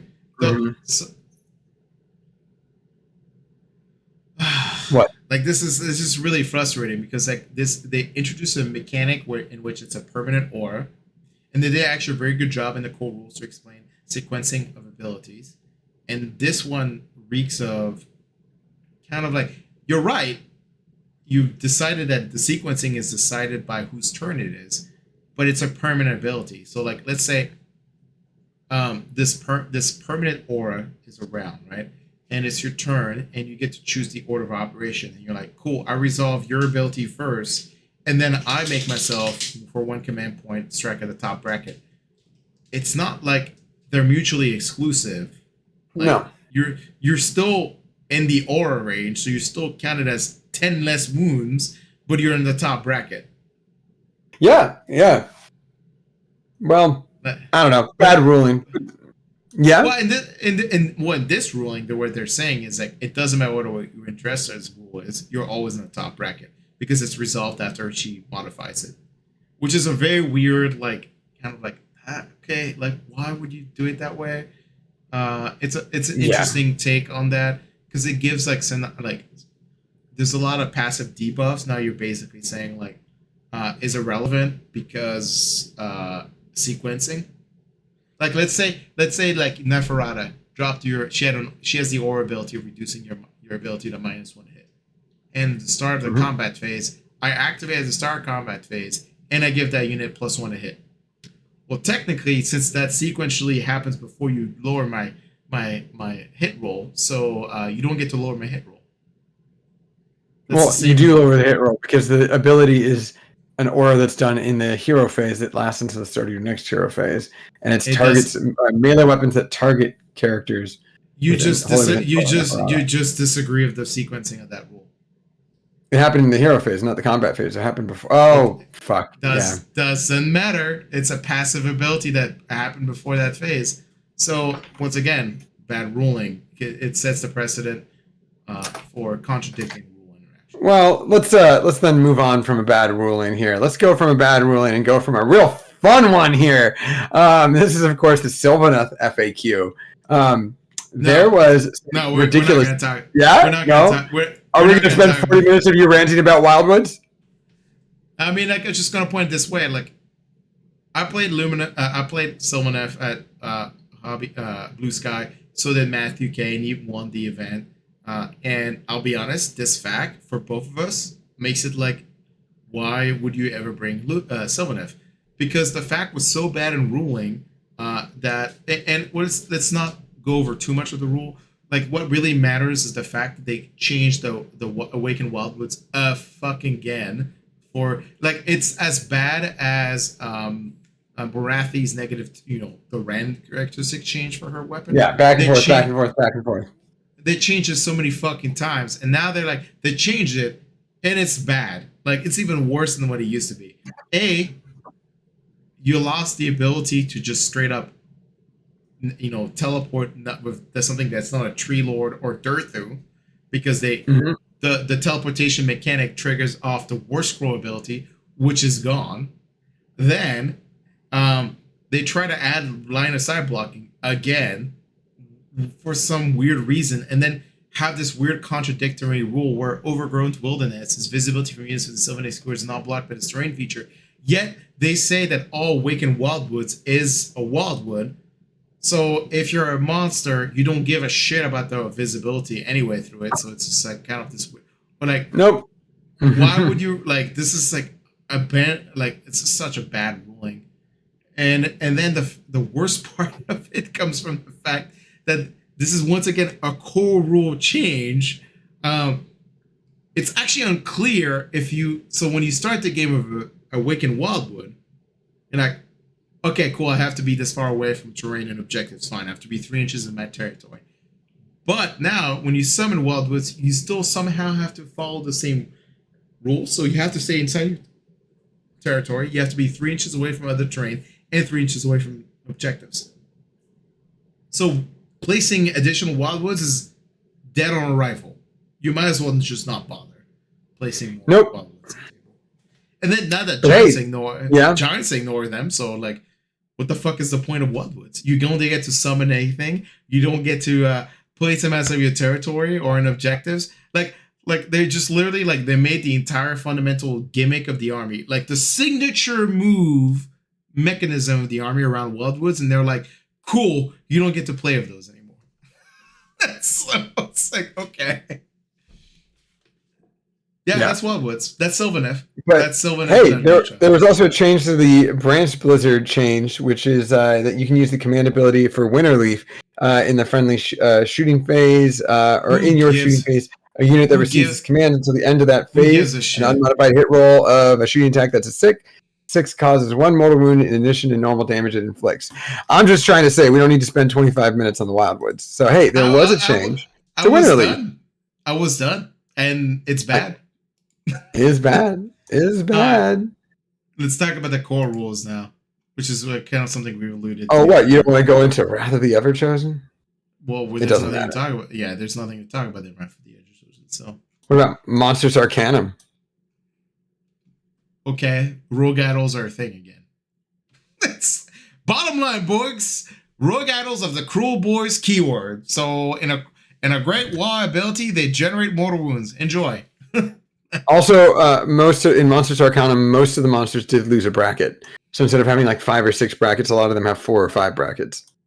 It doesn't matter because you're in Gur. I mean, it does matter if you want to save a CP or if you're CP starved. Yeah, it's situational. Or if you don't get Monsters Rampage. It's a passive improvement. It's something. It's something. It's something that exists. I'm just getting to the point since we're... sorry, Grimlock. You said it's copy pasted from Power. I think they meant to use the mortal damage from the Kragnos Woods. They meant to add the tell.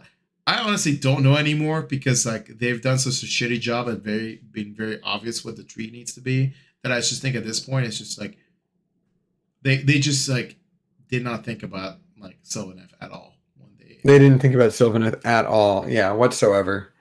I mean, like you said, let's go into those. Well, it's like let's talk about another army. They didn't actually fact. They didn't fact Feck. They didn't fact Lumineth. They didn't fact or Nighthaunt. Right. So there's 3 armies they didn't fact. Right. Or Deepkin. No, Deepkin got a fact. Nope. Battletown Ideneth Deepkin. July 2nd. They didn't get a fact. So 4 books that didn't fact them. I will say 3 of those 4 armies got an like upgrade in a sense by the core rule fact, and one of those just basically like was already an abusive army. They just decided not to talk about it. They're like, it's almost as if they forgot to talk about it. Like Luminef? Yeah, we wrote that book. I think maybe no, we didn't write that book. Did we? Did we? I don't know. I don't It's know. like the thought process, organization is like, did we actually write this? Probably not. Like this is just made up rules.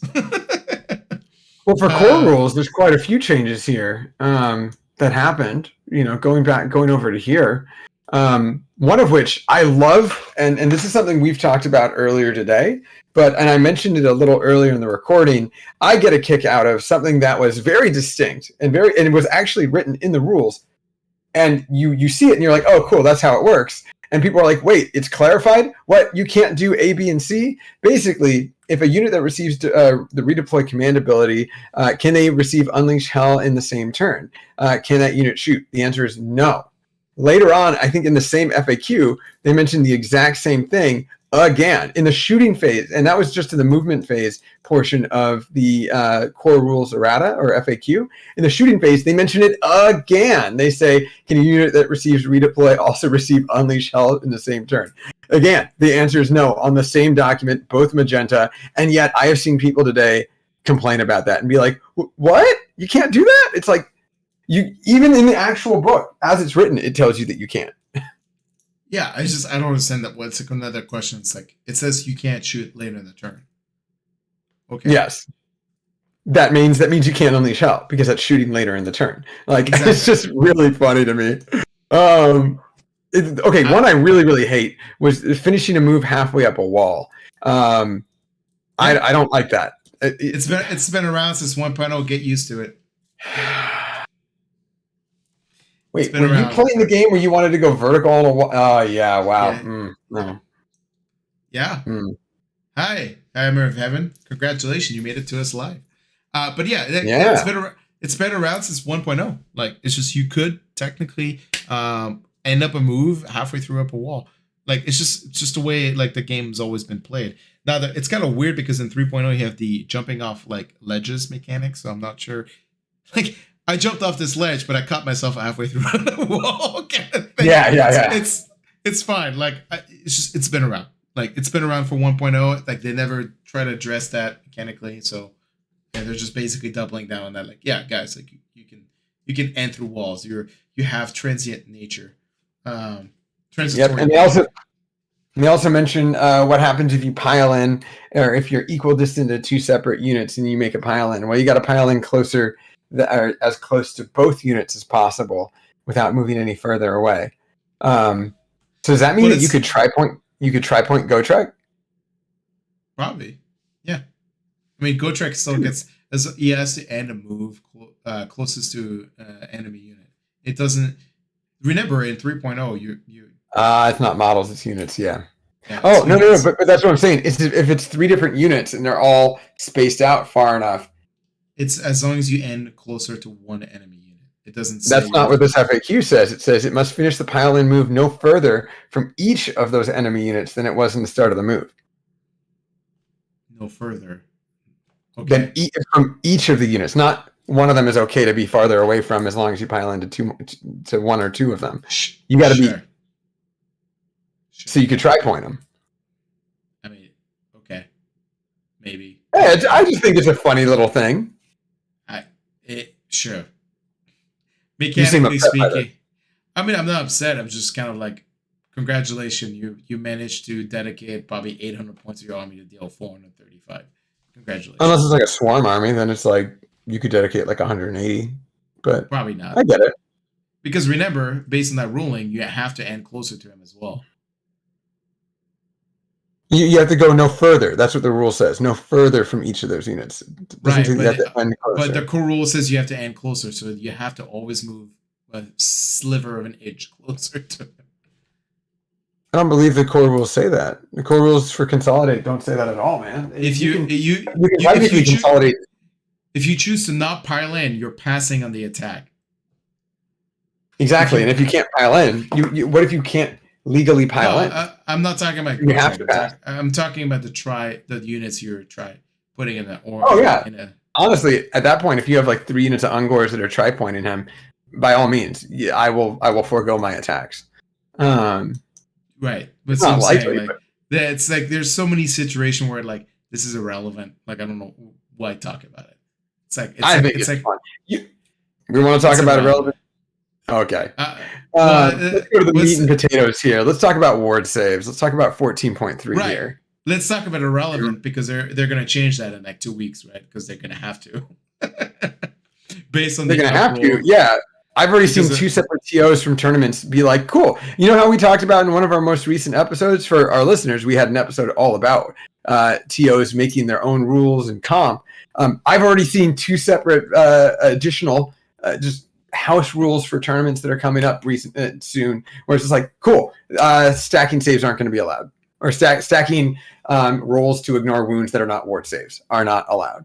Yeah, I mean, it's going against based on the ruling, so it's up to the Games Workshop at this point to do something about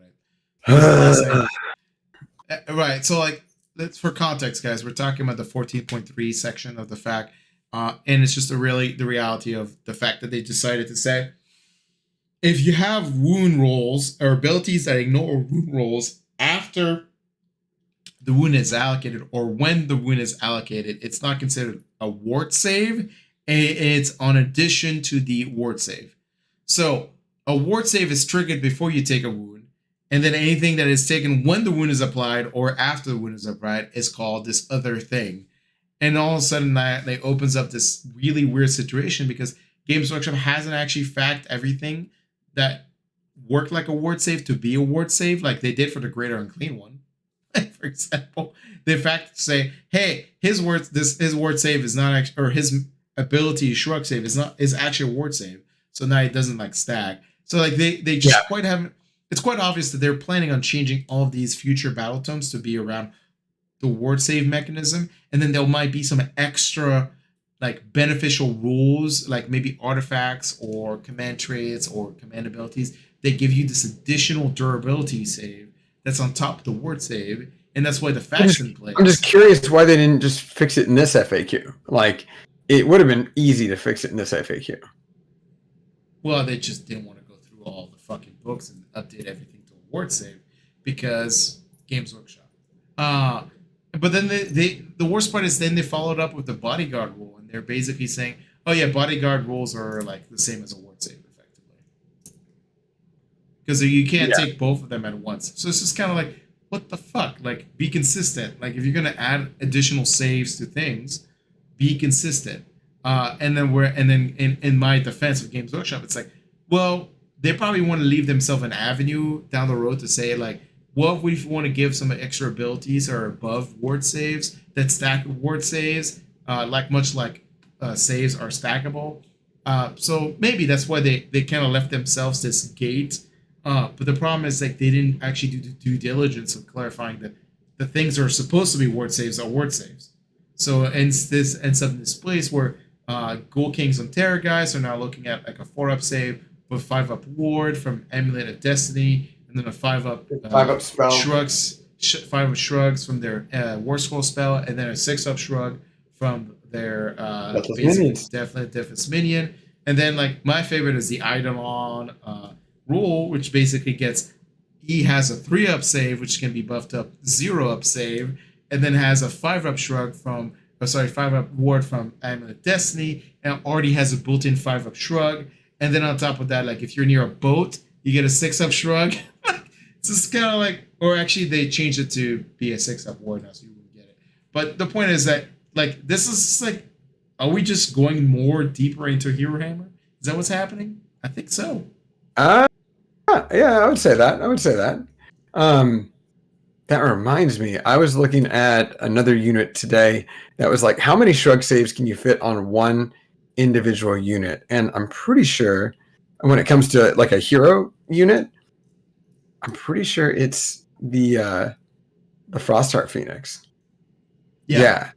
Because it's going to have a 4-up save, and then it's going to potentially have a 5-up ward, and then it would potentially have at least a 4-up shrug. A 4-up shrug, and I believe you can give him at least one more. No, but you can give him a relic. You can give him a relic where the Flameheart, when he dies, can respawn. Yes. Right. So that's fun. In terms of Battleline unit, I think the next closest is Mortek Guards because they can get reroll saves. 5-up shrug against 5-up shrug against mortal wounds because of empowered Navrad shield. They can get a 6-up shrug from Deaf's minion, and then they can get the 4-up coming back from what's it called?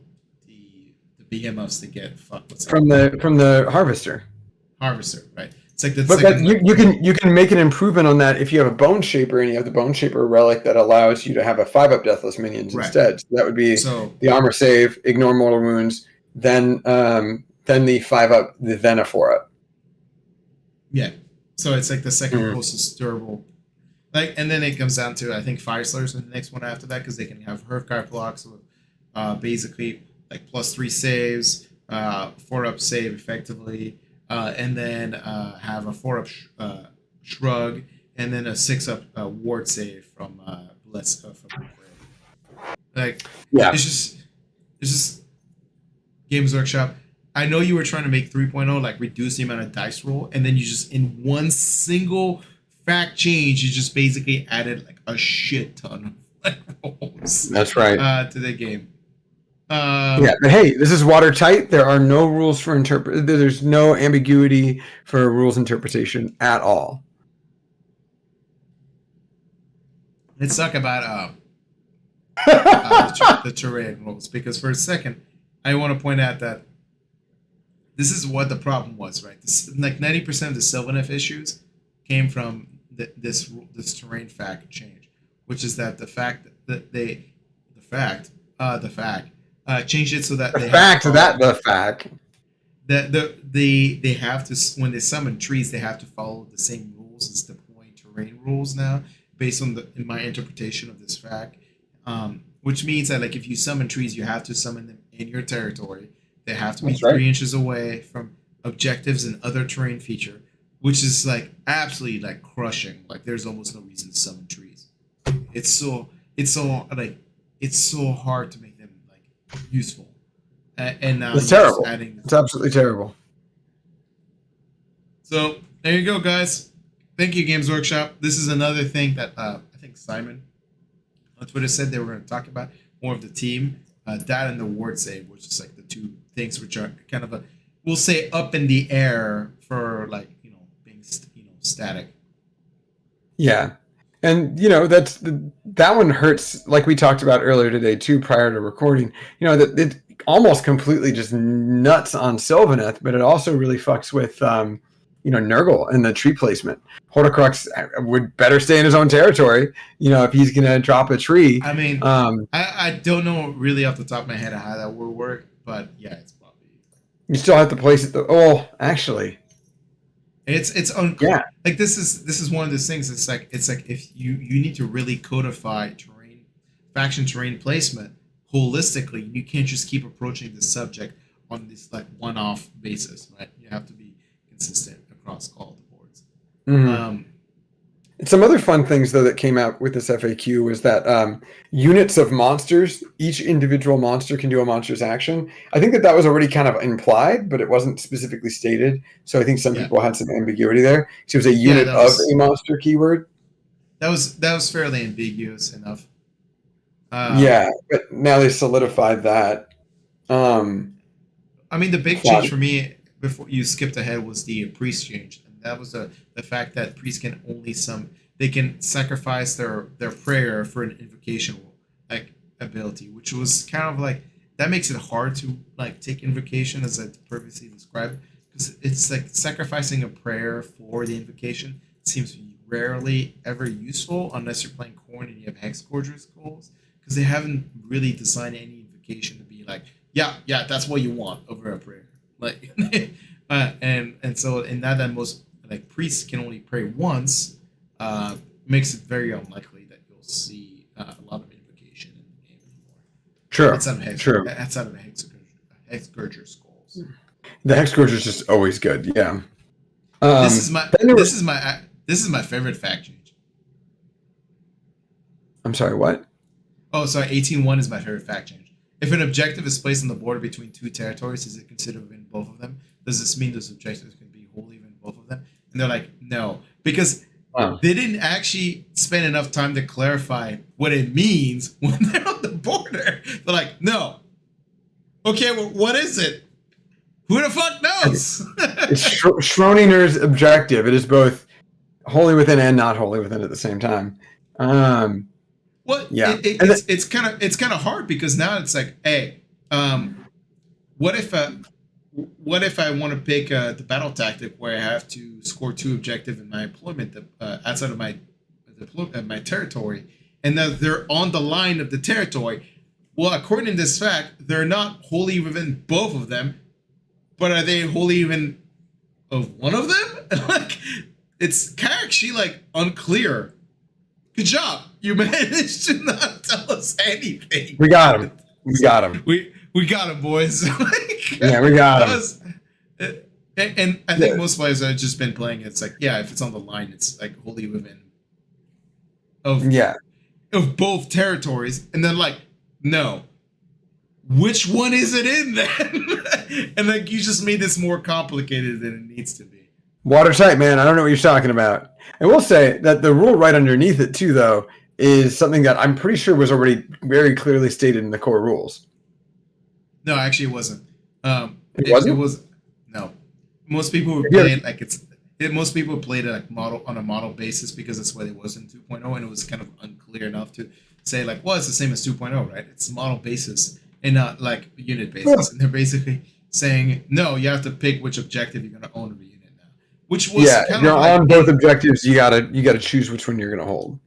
Right, which is actually kind of intended. But the thing is, like, it's completely up to you on the turn basis, right? You don't declare it until it's like the end of the turn, which unit owns which objective. So you could just really rotate from turn to turn if you really want to, as far as I understand. But like 18-1 is like an absolute slap in the face. Like, there's just like, come on, guys. Like, there's so many missions where objectives on the line, and it's like, which ones are like wholly, like, you've written so many battle tactics about around like, if the objective is not wholly within your territory, I'm like, okay, but they're on the line. Are they wholly within or not? And they're like, no. What? Great. Well, that kind of takes us to another one here. Being able to, some of them are very obvious. If you increase the range of a caster's spell, does that apply to endless spells being set up from the caster? The answer is yes. Then for keywords, that was pretty simple as well. I don't think either of us had any sort of main kind of comments on that. You didn't, right? No. The only one that was a big change from the pages below was the fact that flaming weapon for clarification applies to melee attacks. Which honestly, like, I don't know who was arguing that it didn't, because of the flaming weapon rules. It says the model's attacks are +1 damage. Yeah, so it's just kind of like, I get that you're like, well, command traits and artifacts don't stack on mounts. I'm like, yeah, but that one's pretty specific to say model. Like, and then also unique characters cannot take from the universal spell lore. But my favorite here on the second page part of this FAQ is faction terrain war scrolls. Can I demolish impassable and remove the impassable rule from the piece of terrain? The answer is fuck no, dude. I mean, honestly, they kind of like did not clarify that, because the demolish removes all the war scroll rules, but it doesn't remove the keyword rules. Yeah, and impassable isn't a war scroll rule, is it? Right, it's not. But like, there was a situation like we're like, if I demolish an awakened wildwood, can I still like teleport not from it but to it? And technically, per the rules, you could, before they totally nuked that in the last fact, which was because, like, yes, it does. You don't have the war scroll where you can pick them up from that tree, but it says you can end within another awakened wildwood keyword, which was like a keyword and not a rule. So once again, like, it was kind of like, they're kind of this thing that they mean well, but then they don't think about the interaction of all the rules, right? So in this case, it's because impassable is not actually a war scroll rule, like, per se. It was meant to be kind of this general description. Like, they started adding it into war scrolls, but it was kind of this weird thing where you should have just made it a keyword and just had the keyword inside the core rule that said, like, impassable means this. Yep. Right. I agree. So it's kind of this weird thing where they mean well, but they can't just don't they get short in delivery. True. The last change of the core rules that matters to talk about is the fact Mount that trait. you can't take multiple of the same mount trait, or you can't take more than one mount trait on a model, which really only affected the Boulder Head. I think that's what they were. Yep. Boulder Head Beast Claw Raiders. And honestly, like anybody thought that was gonna survive, the fact was I don't know what you were fucking taking, but I will take something. Yeah, I will I'll definitely have take what they're something. having. We haven't talked about the GHB fact, but the only thing we need to mention on that and that one is the fact that they wait, no, did they not mention that? Oh, so it must have been the core rules. I'm looking right at it. They clarified the Savage Gains, which was the only thing that was like kind of unclear in the GHB Savage Gains, which is the fact that like it's Savage Gains. You score 2 victory points for each objective you control that is not in the border of either player's territories, which was like kind of like up in the air. People were like the way they would write it was very confusing of like how they meant it. Mm-hmm. Other than that was it. That was the only GHB rule that changed. That was well, there were two that were a little silly things that I noted, which is Soulblight Gravelords. I mean, one is Radikar's Court. They don't have a maximum squad size. Not like you're going to bring multiple units of Vyrkos Bloodborne or they had that. Nightguard. That's also the Soulblight. No, they had unit size maximums in the previous one. No. In the Soulblight the 3.0 Soulblight FAQ, they did not have unit size. Sure. Okay. And then the other one was the Terrorgeist and the Zombie Dragons. They are single now. Yeah, I'm looking at the Soulblight FAQ. It's the same like paragraph. Oh, this current Soulblight FAQ also put the same thing. No, I'm saying the last Soulblight FAQ because it's not magenta. Got it. So okay. What was the second part? Technically, and I'm shocked we didn't see any of this, but in the General's Handbook, the zombie dragons for Avangori, they were not listed as single. So now they are listed as single and then also battle line in an Avangori Dynasty army. So you can only bring one of them. You can't bring units of 2 zombie dragons. Oh, that's kind of funny. That would have been kind of fun, actually. That would have been really fun. Yeah. Hold up. They didn't still not fact lore seekers? No, they gotta fact lore seekers, right? They fact lore seekers.